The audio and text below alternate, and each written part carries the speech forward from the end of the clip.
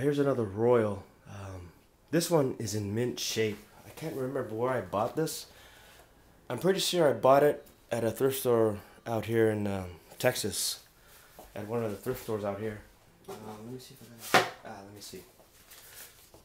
Sometimes when I buy a typewriter, I'll just scribble some notes just to see how it works. Let's see. And I usually write the time and date and where I bought this friggin' thing. So it looks like I bought this 2007. So about 5 years ago. Just under 5 years ago. I don't see where I purchased it. But let's see if it works. I'll slip some paper in there.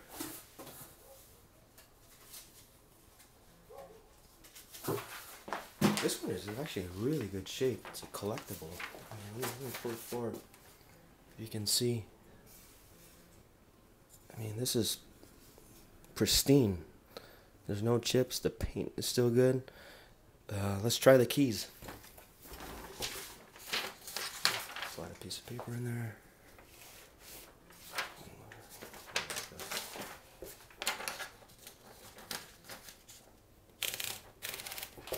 Oh, that's why I didn't use this.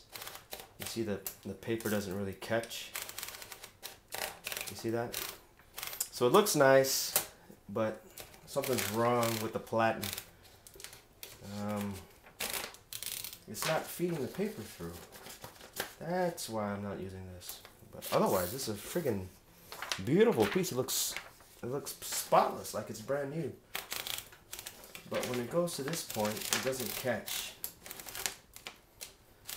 And unfortunately, typewriter repair shops are, as you probably imagine, a little hard to find these days. Otherwise, I take it to a shop and ask them to see why it's not catching. I start pulling the paper. It just goes a little ways. Oh well. Looks nice. If I ever do find a shop that can tune it up, I guess, I'll take it there.